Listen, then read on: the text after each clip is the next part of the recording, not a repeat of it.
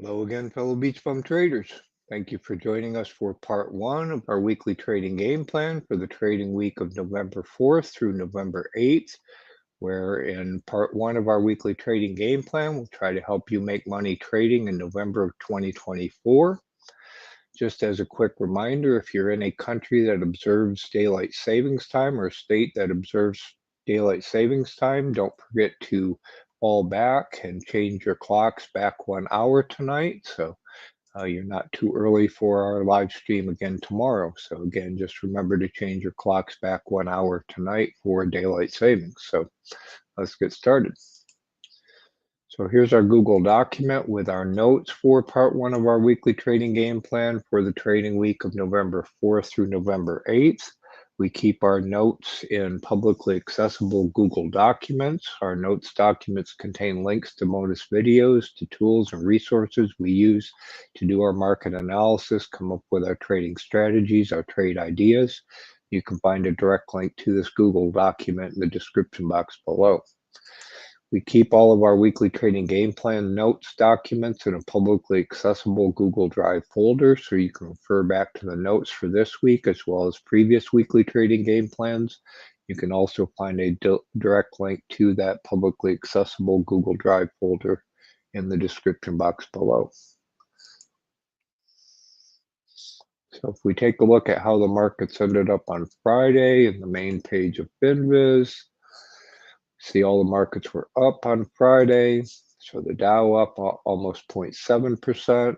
NASDAQ finished at 0.8%. It was up a little bit higher earlier in the day.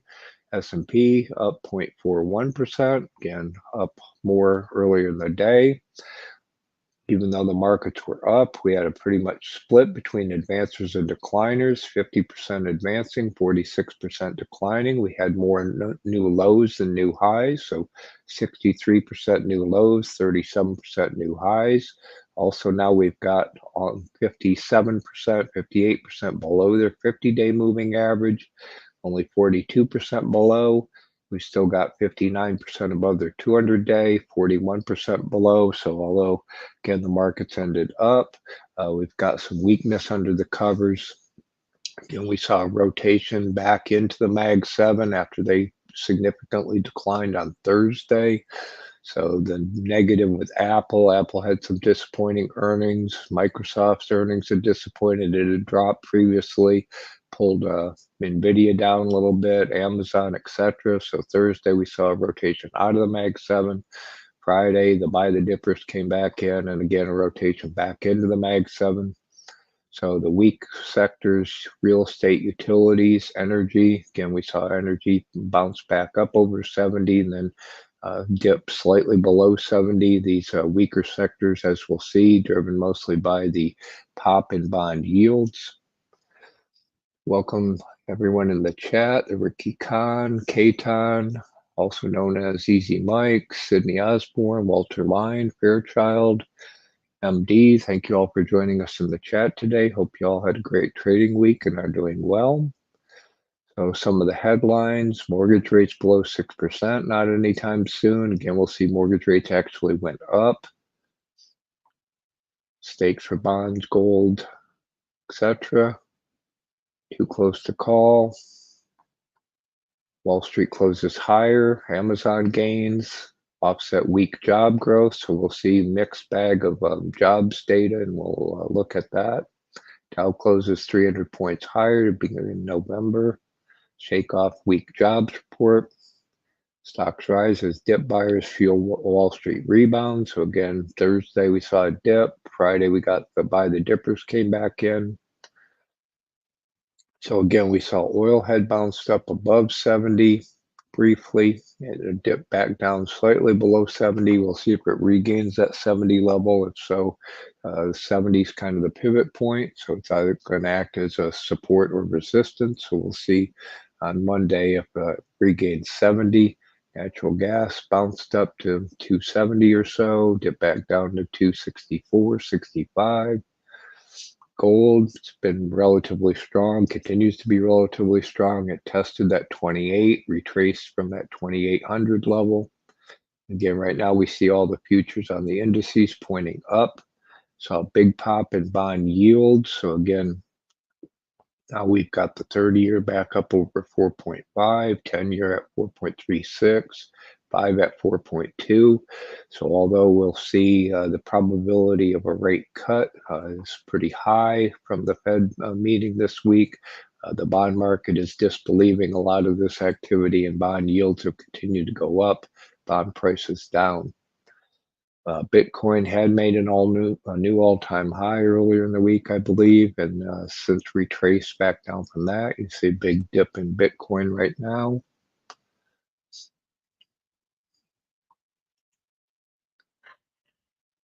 So we can look at a breakdown of the major indices, the technology components. Just a quick reminder, you can also see these screeners in our notes documents and in the screener sheets in our ETFs and Watchlist Google Sheets.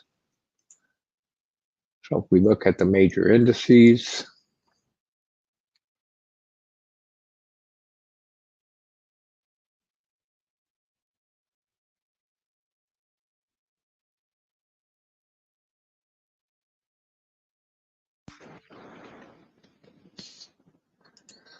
we see the Dow bounced off that upper trend line, retraced back down to the 50-day moving average, got support there. Looks like it's bouncing back up.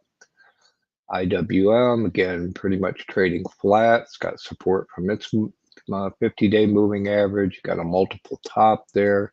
Again, very sensitive to bond yields. Interest rates should benefit from a rate cut. So the Russell should benefit, assuming we get the predicted rate cut on Thursday. See the SPY retrace back down to that pivot point, back down to its 50-day. Got support there as well. Qs has some room, broke down below that trend line. It's got some room above its 50-day. So again, some additional potential weakness in the NASDAQ and the Qs.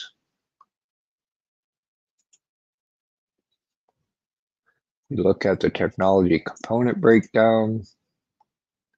See ARC had a pop, broke slightly above that upper trend line, and quickly retraced on Thursday. Again, we had some weaker than expected earnings from some of the mega cap techs, Microsoft, Apple, etc. So, and then we had a slight bounce. Looks like ARC might be getting a golden cross, which would be positive, but pretty much not going anywhere. Similarly for the FANGs, just chopping up and down. Still got some room above that lower trend line, above the 50-day. So again, and Mag 7, most of the earnings are out now, so I don't expect it to head in any direction, although again, we'll get to buy the dippers. So we see that dip on Thursday. The buy the dippers came in on Friday, but again, just chopping and otherwise trading laterally. Biotech, again, sensitive to interest rates, to bond yields, should benefit from a cut. So it might see a little spike, but otherwise just trading between the trend lines. Got support from the long-term moving average, resistance from the short-term moving average. But again, we might get a pop off of an interest rate cut. Semiconductors, again, very weak down below its short-term moving average. Doesn't really have a whole lot of support until we get down to that trend line. So again, potential downside in semiconductors. We talked about the Qs, TQQQs, just leveraged on the Qs. Again, we see general weakness in the overall technology sector. It does have support from that longer term moving average, but it broke down below the 50-day moving average. If it breaks down below the 200-day moving average, got significant potential downside in the overall broad technology market. So again, in general, technology pretty weak, although again, we got the buy the dippers in the Mag 7.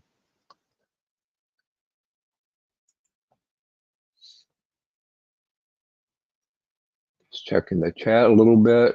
Glad to see you all helping each other out, having a good discussion.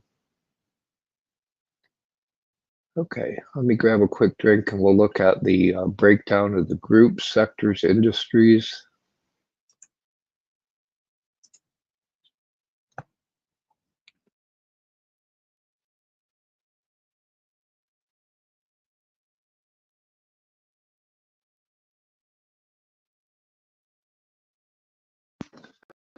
Welcome to your old bits. Thank you for joining us. Hope you had a great trading week and are doing well. So if we look at a breakdown of the sectors, the groups in FinViz, see Friday again, somewhat of a risk back on by the dippers in the Mag 7. So technology, consumer cyclical, again, Amazon positive, healthcare at a rebound. Um, the interest rate sensitive sectors, real estate utilities negative, energy, again, oil declined back down below 70. Everything else pretty flat. For the week, communication services, again, this is Meta, some of the other Mag 7s driven, but otherwise generally negative for the week. Technology significantly negative for the week. Real estate, energy, utilities. For the month so far, financials, technology, and communication services slightly positive. Energy very negative. Utilities and real estate, again, very negative. So again, we can see some significant weakness. And again, now that we're past the Mag 7 earnings, we'll see if we see some rotation, possibly more rotation back out of technology. But again, I think the buy the dippers and the Mag 7s will continue to be relentless. Again, just a quick reminder, none of our content should be considered financial advice. All of our content is for education and entertainment purposes only. So if we look at the industry breakdown, again, Amazon, internet retail, solar rebounded, which is a little bit surprising given the pop up in bond yields and interest rates. Airlines rebounded, copper positive, steel positive, uranium and coal just slightly negative, REITs mostly negative, oil and negative, and more REITs, silver negative, gold retraced again from that 2,800, silver retraced from 35, and utilities negative. For the week, again, rebound in solar, again, surprising given the bond yields, the interest rates. So solar would also benefit from a interest rate cut. Steel positive, aluminum negative, REITs mostly negative, oil mostly negative, and oil, silver pretty negative, gold negative for the week. Again, the miners, even though the spot price of gold is near all-time highs, I think it was Newmont reported disappointing earnings, major gold miners driving a decline in GDX. We see uranium very positive for the month. REITs negative. And again, oil, solar significantly negative for the month. So I hope that all helps.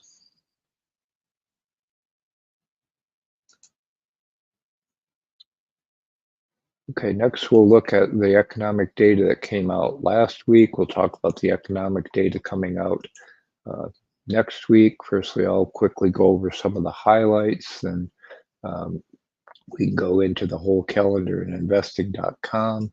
Just a quick reminder, as the important economic data comes out, important economic news, try to capture that and post it in the Surf the Markets channel in our Discord. Our Discord's free to join. We have all kinds of channels for different trading styles, different asset classes.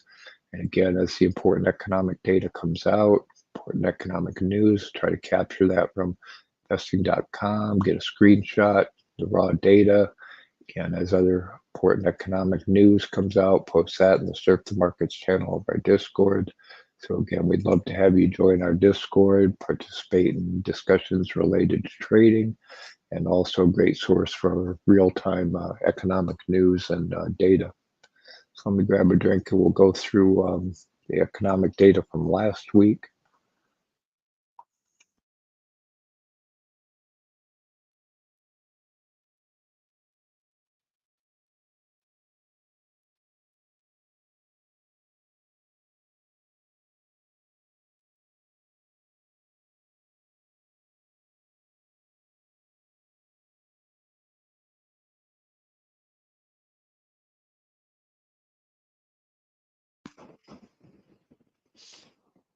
Okay, not a whole lot from Monday, Tuesday. Again, we see mortgage rates actually went up, so that's going to cause weakness in the housing market. It may cause, a slowdown in housing price inflation, which the Fed may like. Again, mortgage applications down, mortgage rates up.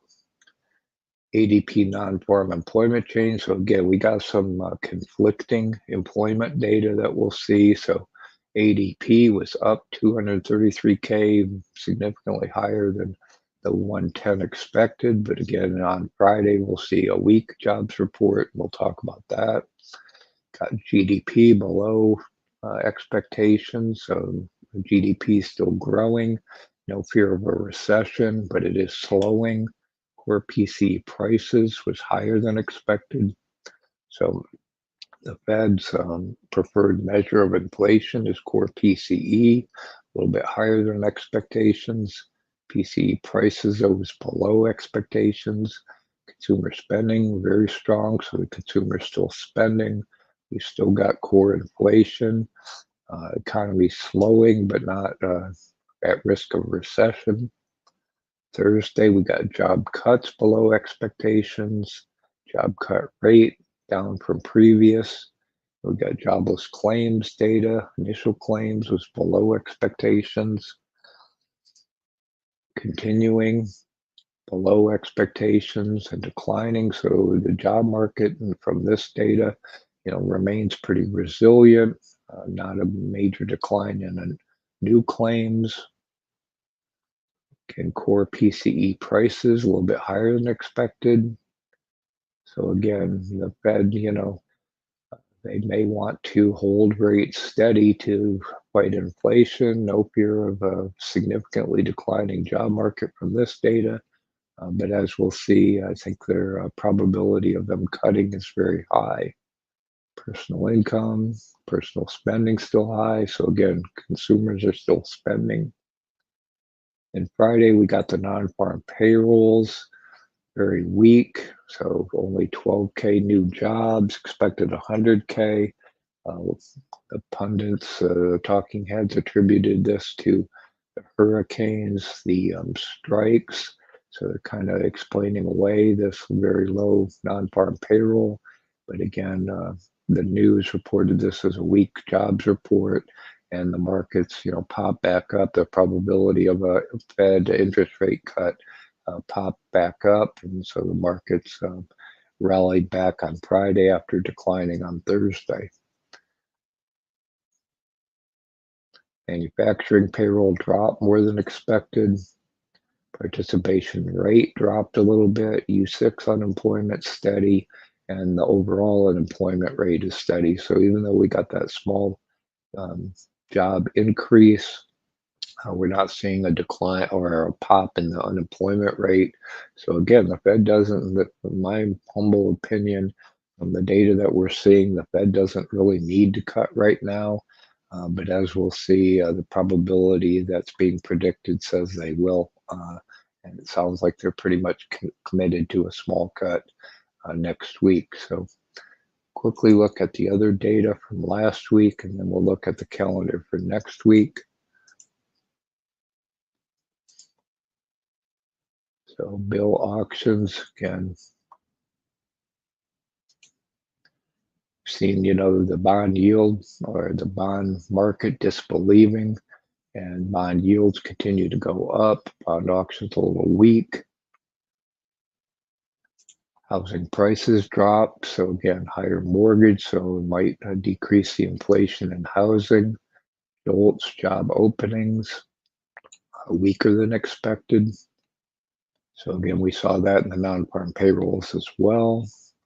Crude oil stocks had a draw, so that should have pushed oil prices up, and it did for a little while this past week, and then they declined back down.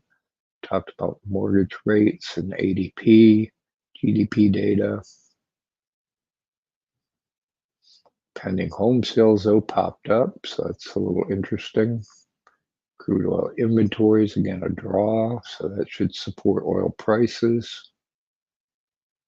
Talked about the Challenger data and the core PCE data and the non-farm payrolls. Natural gas storage up as expected, although we saw a decline in natural gas prices. Talked about the non-farm payroll data. Construction spending up a little bit. ISM manufacturing weak. So again, we continue to see weakness in manufacturing. Oil rig count steady. Total rig count steady. So no increase or decrease in the rigs. So again, pretty supportive of that 70 pivot point. So let's look at the data coming up for next week.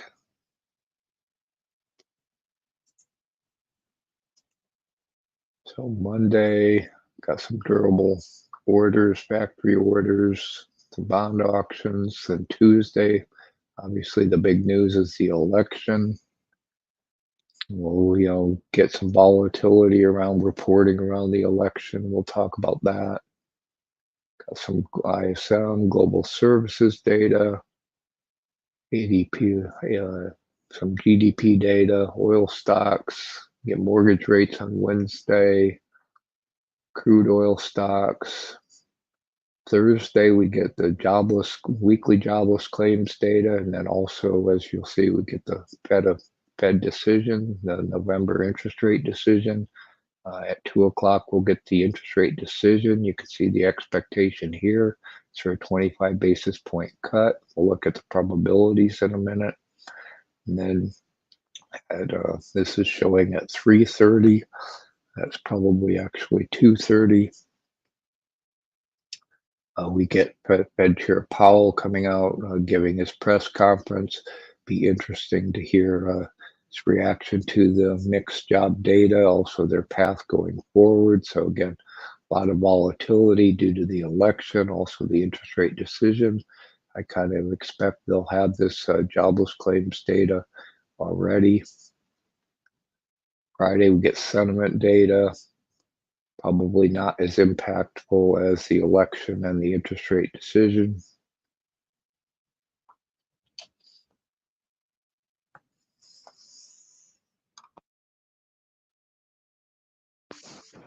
Again, we're still in the heart of earnings season, so you can see the whole earnings calendar for next week. Got Berkshire actually reported this weekend. They're raising cash. Again, most of the Mag 7, with the exception of NVIDIA, have already reported. So people will be then waiting on NVIDIA, but we still got tons of companies in various sectors reporting. We see dramatic impact that their earnings, their guidance, their capex on AI infrastructure. Also, if they're making a profit in AI, has had on earnings. So if they report better than expected earnings, they get a nice pop. Even as expected, if they don't beat, they have a tendency to get punished. Prices are pretty elevated. PEs are high, so their expectations are pretty high. So you can go through the whole list here at investing.com, see who's reporting, what sector. Again, have sympathy plays with other stocks in the same sector. Again, elections is Tuesday. I'll talk more about that in our strategy section. Next FOMC is on Thursday. We'll get the decision. And you can hear how we trade around earnings and the video linked in our notes. Again, it's not just their reported earnings that matter, but also their guidance going forward. And with the AI related companies, their expenditures versus profit they're making on AI is all important. So again, see big pops and big drops based on what they report and then what they say in their earnings.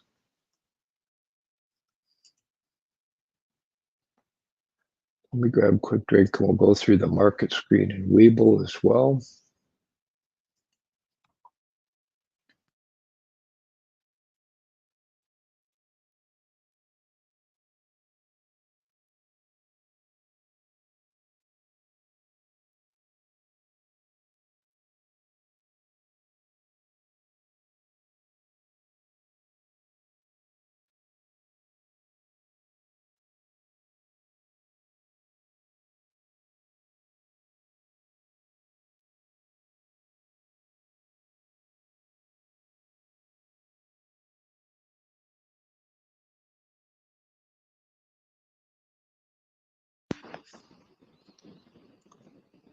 Welcome, Tanvir. Thank you for joining us. Alan Krantz. Tanvir is pointing out NVIDIA is replacing Intel in the Dow. Give it a little bit of a pop, a little bit of a drop in Intel as they rotate out of the indexes, out of the ETFs. Hope you've been doing well, Tanvir. Just a quick reminder, if you're not already using Webull, you can still get 40 free fractional shares of stock by depositing just $2,000. Each of those fractional shares worth $3,000 to $3,000. If you deposit 500 up to 2,000, you get 20 free fractional shares of stock. Also, they offer various promotions over time, like bonus interest on uninvested cash, etc. So if you're not already using Webull, we use Webull for our market analysis, due diligence, majority of our trading. And if you use our affiliate link in the description box below, you can get your 40 free fractional shares of stock, take advantage of any other promotions they have, and also help support our BeachBum trading community, which we greatly appreciate.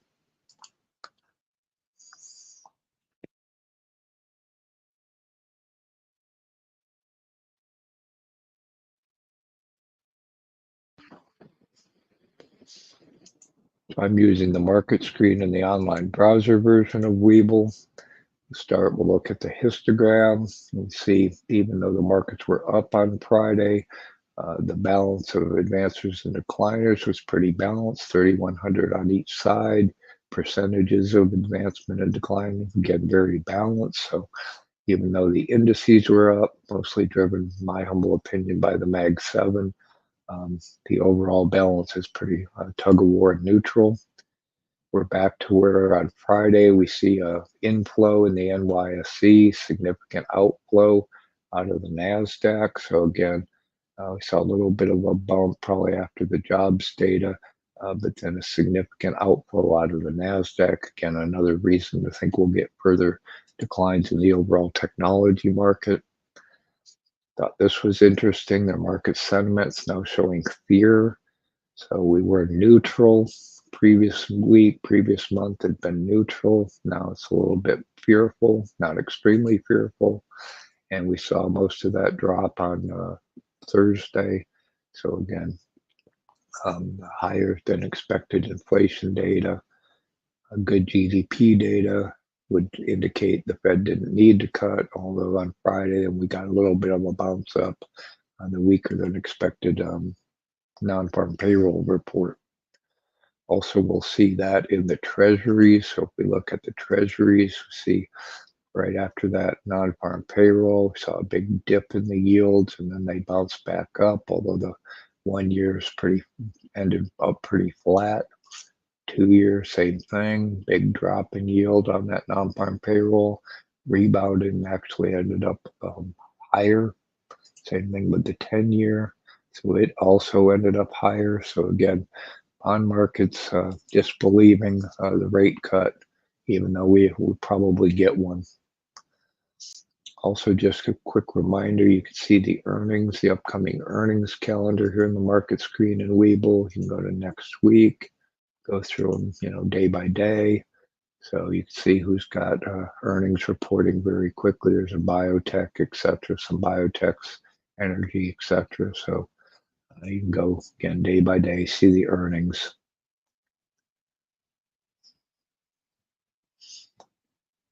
We look at the best performing industries for the week.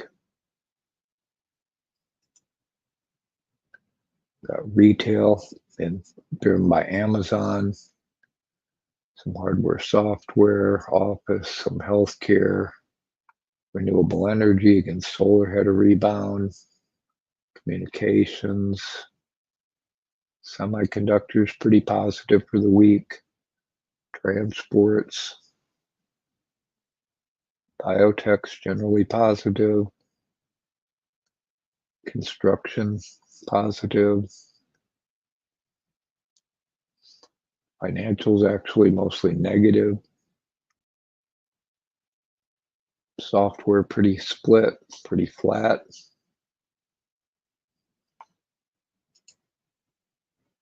Go to the week, see if there's any major change. And solar rebounded, coal positive.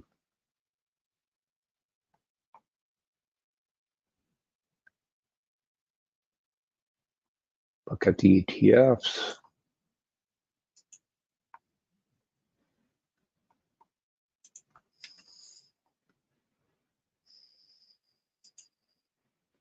So this is showing up on the Qs, up on the Dow, up on Russell, so all positive right now. Again, up on the Dow, up on the S&P, up on the NASDAQ. Inverse, so that's down on Bitcoin. That's an inverse on Bitcoin. That's short on the yen. Again, short Bitcoin. Up on the Russell, up on small caps.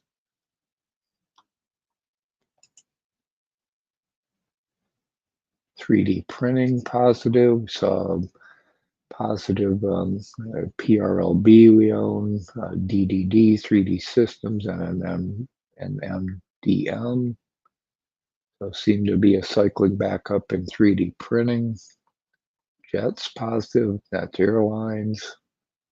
Healthcare generally positive, financial generally negative, real estate very negative, energy, utilities, positive, communication services, technology. Basic materials pretty balanced, copper. Consumer defensive, generally positive.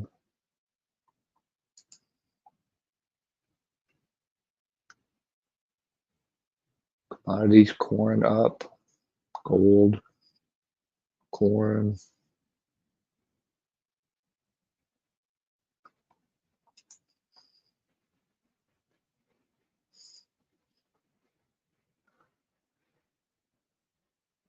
Okay. Let's also quickly look at the futures and FinViz. Just a quick reminder, you can also now trade futures in Webull. You can hear more about their futures trading and the previous promotion they had on futures trading via the discussion topic in our Discord. You can access that link in our notes. Let me grab a drink and we'll go over the futures.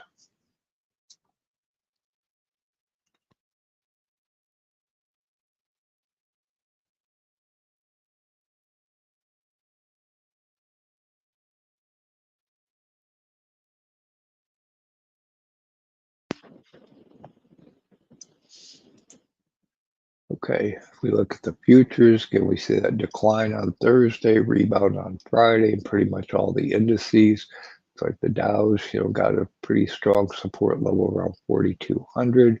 That breaks down, we've got a potential gap fill. So generally, the Dow we've seen a rotation out of the Dow back into the NASDAQ, out of the S&P, again, out of Dow, S&P, into the NASDAQ, like we discussed last week. So again, we might see further breakdown in the Dow. S&P is trying to regain that support, that pivot point at 5,800. That breaks down again, significant downside. And again, got support in the NASDAQ around 2,000. Again, it had a significant decline Wednesday, Thursday on Mag 7 earnings. Got a bounce on Friday. Nikkei's been pretty flat, a little weak. Seeing again, there's some turmoil in the Japanese parliament. I guess Keitan, Easy Mike may know more about that. And Russell's been pretty flat. It's got support at 2,200. Russell should like interest rate cuts. We might get a pop, but otherwise it's been pretty range bound, pretty flat for quite some time. Euro stocks declined, DAX declined some. Again, we saw a pop up above 70 in oil and it declined slightly under 70. That's a strong pivot point. If it holds at 70, might trend up. Next, resistance 72, 75. It breaks down 67, 65. We'll talk about how we're trading oil right now, probably tomorrow. I'll look at the term structure of the VIX. So it did pop up a little bit on Thursday, flattened out on Friday. Let's look at the VIX term structure. Just a quick reminder, you can find this VIX term structure tool link on our homepage, beachbumtrading.com, bum without the U. We'll also be using several of the other tools that are linked on our homepage as we do our strategy for this week. So if we look at the VIX term structure, see the current VIX, it was even up to, I think, 23 at one point. So the current VIX is much higher than the futures. Right now, the November futures is at 20.45. December significantly lower. The rest of the curve going forward is flattened out quite a bit, still below 20. So slightly elevated going forward, but again, December is still very low. November still significantly below the current VIX. And we've talked about volatility around the election, around the interest rate decision, also the expected, what they call a vol crush after the results to the election are known. If the election is disputed or contested or uncertain, in my humble opinion, may see a significant pop in the VIX, might not get that vol crush that everyone's expecting. So again, if we get contested or uncertain election results, might cause a significant pop in the VIX. So I hope that all helps.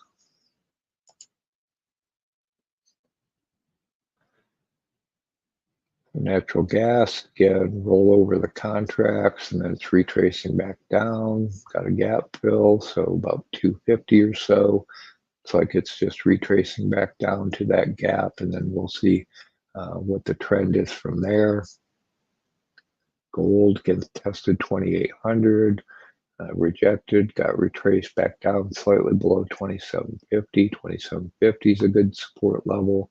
If it holds that, probably retest the 2,800. Otherwise, probably retest 2,700. And silver, recent top at 35, rejected, dip back down. 32 is a pretty good support. 33, 32.50.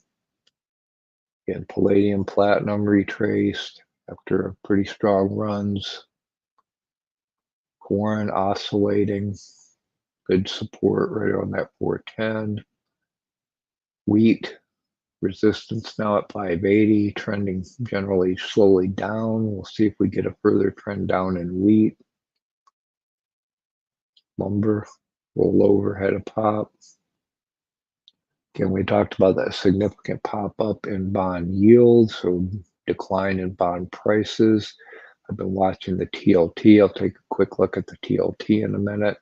So it's broken down to 30 years back down below. I think it's July low before the Fed did their last cut. So the bond yields are actually bond prices are below when that Fed started cutting, which in my humble opinion is a little irrational. So I think the bond market is overshot. So I think we'll get a correction. It's just a matter of when. Again, the trend's strongly down right now. Dollar looks like it flattened out at 104. Yen looks like it bottomed. I hope that all helps. I wanted to look at TLT. Yeah, MD's talking about money market rates. Money market rates now are about 4.5. So these bond yields now at, above 4.5, bonds are becoming even more attractive. So I would expect some rotation of that cash into some of these bonds, lock in some of these higher rates. Again, we know the Fed's most likely to cut in the near future. So again, my humble opinion, I think we'll see a rotation of some of that cash into these bonds. It's just a matter of when. Again, I'm going to look at TLT, see that it's got a previous low at about 90. The low back from May is about 88. I'm watching the TLT. Probably if it holds that support, bottoms at 90 or 88, probably add a position to our position in TMF, which is the leverage long in essentially the TLT. So again, looks like lows at 90, 88 or so. So I hope that helps.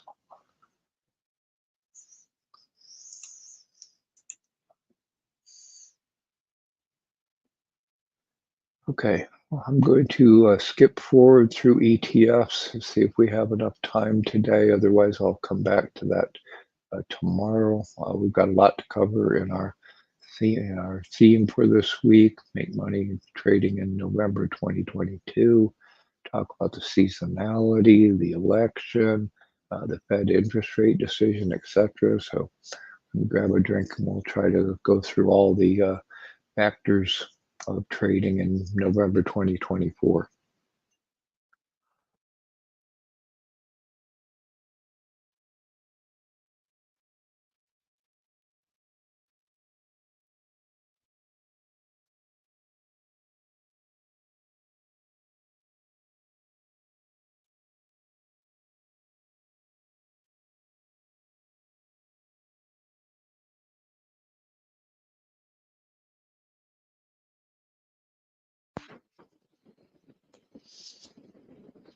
Okay, again, our theme for this week is Make Money Trading in November of 2024.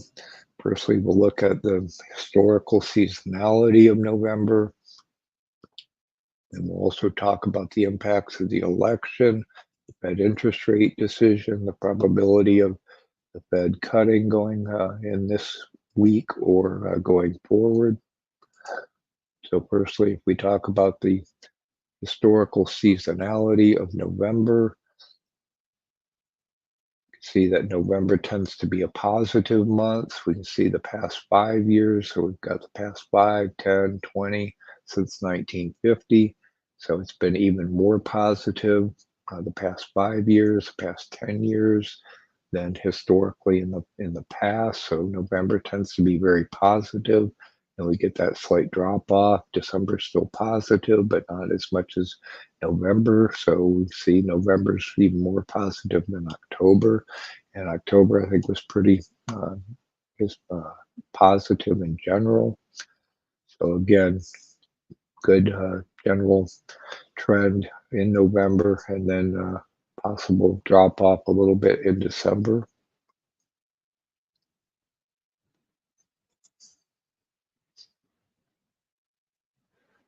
So also, since we talked back in October, we got the question about how the stock markets perform in a presidential year.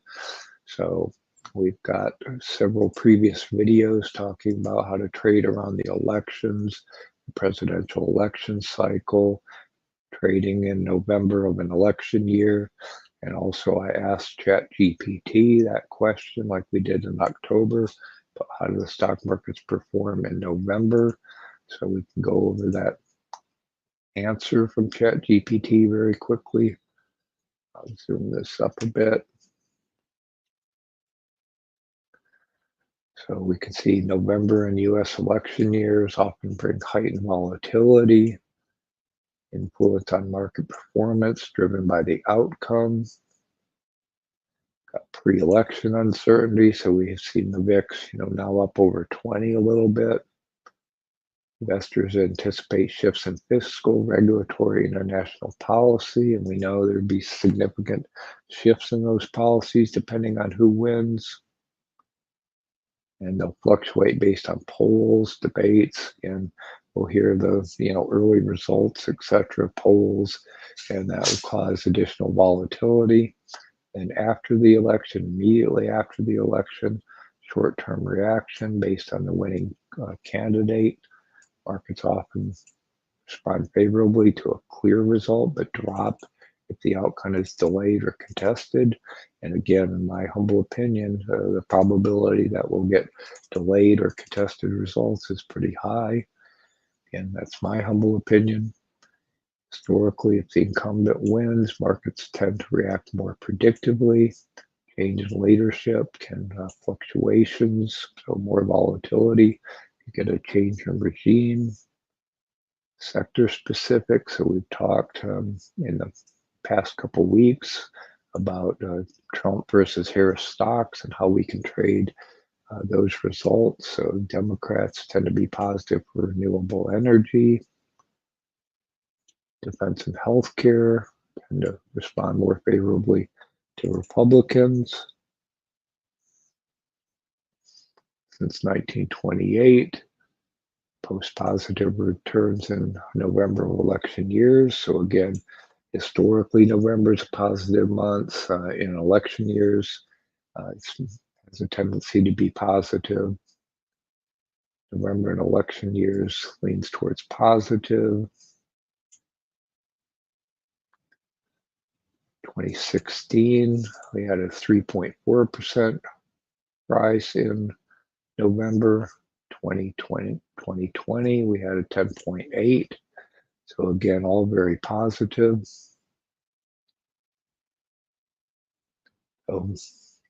Again, you can reference that and read that answer from ChatGPT in more detail via the link in our notes. Also, we've got several short videos about how the markets tend to perform in November, the best performing sectors and industries in November. So you can reference all those articles or all those videos via the links in our notes.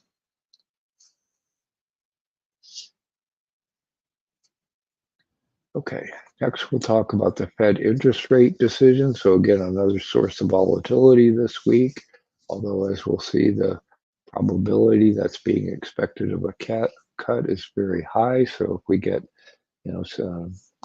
an interest rate decision that's different from the expectation, could cause a dramatic swing in the market and dramatic volatility. So again, just a quick reminder, we'll go over the Fed rate monitoring tool, also the CME Fed Watch tool, and you can find links to both of these tools also in the reference links section of our links on our homepage, beachbumtrading.com, bum without the U. So again, you can reference these tools and look at the varying probabilities of Fed interest rate decision at any time via the links on our homepage. Again, beachbumtrading.com, bum without the U.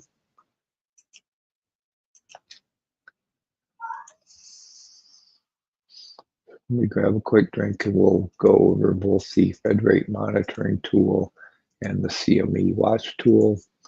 We also have videos via the links in our notes on how you can use the Fed rate monitoring tool, how to stay up to date with the probability of FOMC rate moves with the CME Fed Watch tool, both via the links in our notes.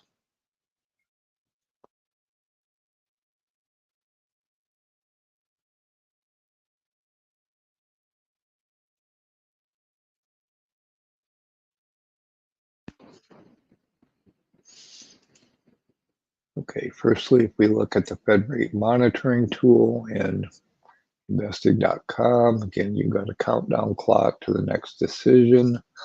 We look at the probability for a hike, cut, etc. For the November 7 decision, we can see a 95.6% probability of a quarter basis point cut, only a 4% chance that they do nothing. So again, the Fed rate monitoring tool predicting that we'll get a 25 basis point cut, even though, again, in my humble opinion, the data says we don't really need a rate cut. We still got sticky inflation, job market's still resilient. The Fed rate monitoring tool, most traders are predicting a 25 basis point cut. And I think the Fed's kind of committed to a path of cutting. We look at December, we've got an 81% probability we're going to get another 25 basis point cut. Only 18% chance that we'll only have a 125 basis point cut by December, and almost zero of no cuts. If we go to January, now it's pretty split. Got 2 cuts, 3 cuts. Again, pretty balanced. So again, everyone's expecting a 25 basis point cut. If we get a hold, I think the market may react pretty negatively. Let's look at the CME watch tool as well. So similarly, a countdown clock. It has 98.9% chance of a 25 basis point cut, 1.1 of no cuts. Go to December. Now we've got 80 almost 83% chance of 2 cuts, 17% of 1 cut.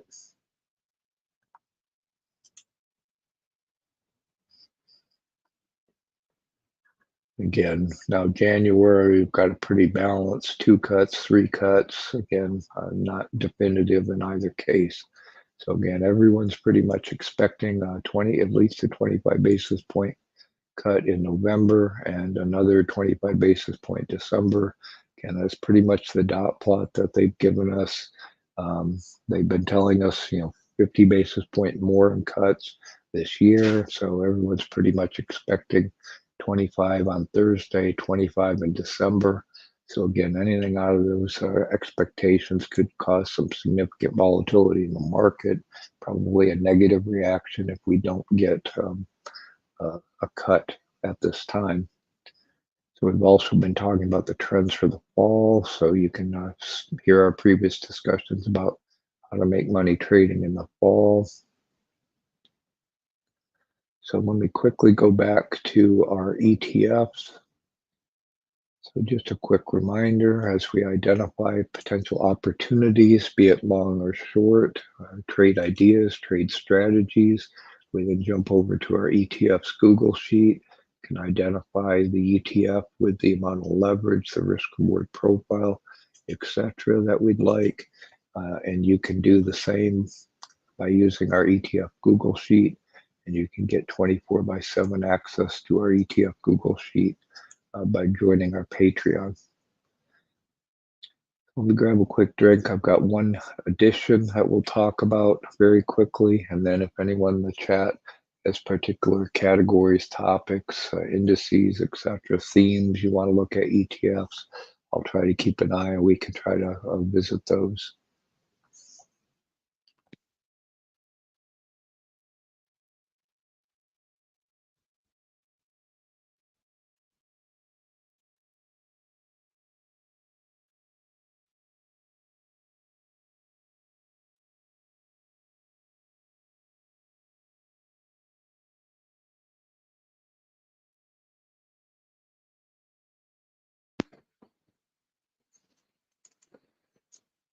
Okay, the one new addition I've got to our ETFs Google Sheet is another inverse ETF on the Mag 7 that popped up as a double bottom in FinViz on November 1st. So again, saw the buy the dippers come back into the Mag 7, push this inverse ETF on the Mag 7 back down. So I thought I'd add that, compare it to some of the others that we have in our ETFs Google Sheet. So we'll take a quick look at this MAGQ. So we can do a search for it, although I believe I've grouped it with the others on the Mag 7. So we'll go to the Research tab, go to Magnificent 7. So you can see we've looked at a number of ETFs on the Mag 7, both up and down. So I think in the past couple weeks, we looked at this QQQU, QQQD, got MAGS was an up. So this is another alternative for an inverse ETF on the Mag 7. So you can see the risk reward profile, tops and bottoms, as we'll see. It's relatively close to its bottom, but we did get that slight retracement Thursday, Friday. So if we look at that in FinViz,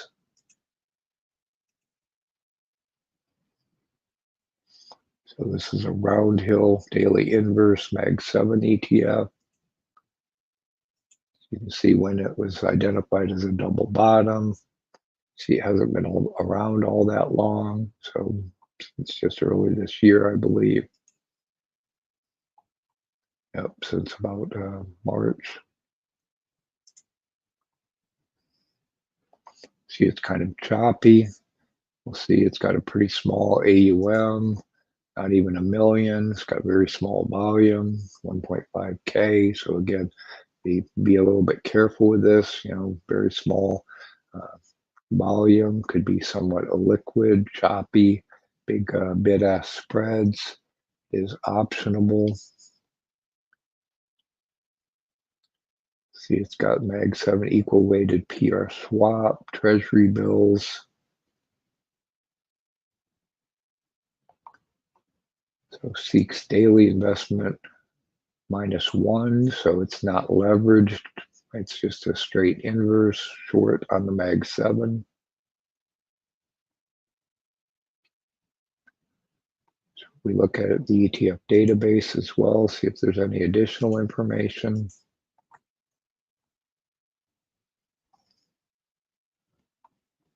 Got the holdings. So not really a whole lot of additional information in the ETF database. So it purports to be a short on the Mag 7, so we'll assume that that's the case. And then you can compare the risk reward profiles of Mag Q to QQQD. So we can see it's 52 weeks, very close, 1.4, 1.4 currently.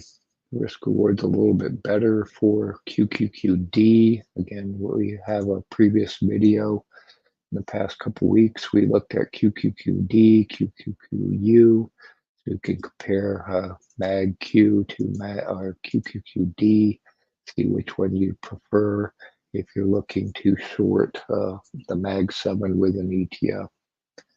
So I hope that all helps. Let me know if any of you have used either of these inverse ETFs on the Mag 7, how they perform, how is the liquidity, the volume, etc. Are these good to trade short the Mag 7, and why or why not?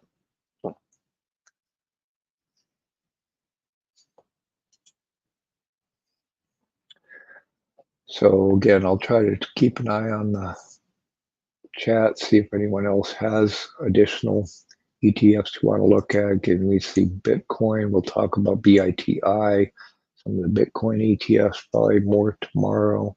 Talk about volatility and the potential vol crush after the election. So right now we've got a lot of sources of potential heightened volatility. So you can see UVXY, VXX, ways to trade volatility along. If we get that vol crush on a certain election results, could benefit from that using SVXY, SVIX, or SVOL, which is a dividend payer on volatility. Although, again, in my humble opinion, everyone's expecting the vol crush on a certain election result. And if we don't get that, we might see, again, heightened volatility for some period of time until those results are clear. Talked about the yen, although it's down quite a bit. The risk reward profile, 1.4, so it's still a little bit above 52-week low. Again, the risk reward's not all that exciting, but if you want to trade for a swing back up, increase in the BOJ's interest rates, and pop back up in the yen on that yen carry trade. YCL is the long. Watching cannabis, again, potential benefit from a Democratic win. China longs and shorts. Again, you can find longs and shorts on all the indices. Talked about the various ones on gold and silver. Want to look at the treasuries. So again, saw that steep decline in treasury prices, pop in treasury yields. So again, we've got a variety of ETFs. So I talked about TLT, TMF, which is the leverage long, and also trade other durations of treasuries, long or short. So again, you can find various ETFs to trade those swings in the treasuries, in the bonds, in our ETF Google sheet. Uranium, again, slowly rolling over.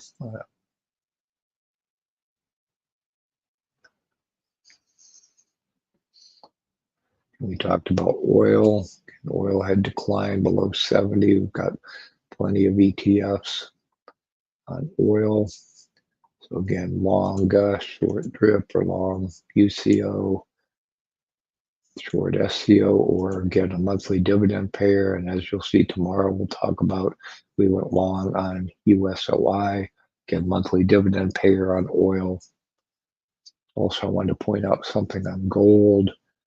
Got a number of long and shorts on gold. The ones we've traded most frequently recently is GDXU and GDXD. Again, these are on the GDX index, so they're gold miners. Again, we saw the spot price of gold continue to go up, but as you'll see, GDX went down, and that's because of the poor earnings of some of the miners. So Newmont, I don't know if any of the others reported poorly, but GDX actually went down while the spot gold price went up. So if you want to trade the spot gold price of short GLL, or the long is UGL, I believe. So again, you can separate. It's good to know that the constituency of these ETFs. Are they based on the spot price, the futures, the miners, the large miners, small miners, etc.? So again, if you want to trade the spots, I think UGL and GLL. If you want to trade the miners, GDXU and GDXD. So again, I'd highly recommend looking at the composition of the ETF and trading accordingly. So I hope that all helps.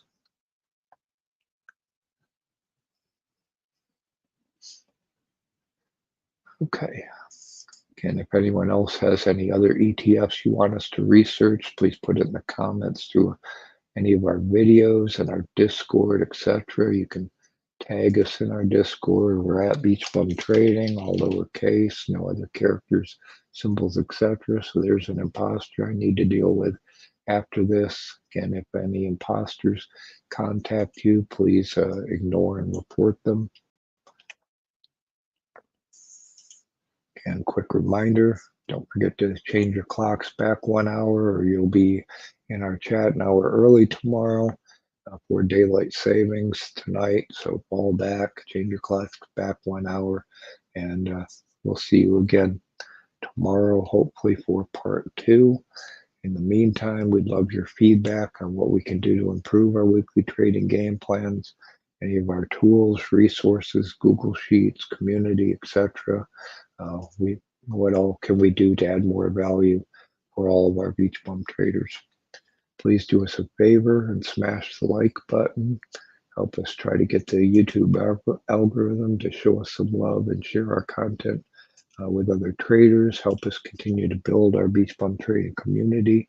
We really need your help to directly share our content, invite other traders to our live streams, to our Discord. Please repost our content in your social media sites. Again, help us continue to build the BeachBum trading community for the mutual benefit of all of our BeachBum traders. So thank you to everyone who participated in the chat today, everyone who's watching after the fact. Hope to see you all again back 10 a.m. on Sunday after you've set your clock back for part 2 of our weekly trading game plan for the trading week of November 4th through November 8th. We use all of this data, market strategies, market analysis to select our top swing trading stocks to watch, stocks in our bullpen, stocks in our shopping list.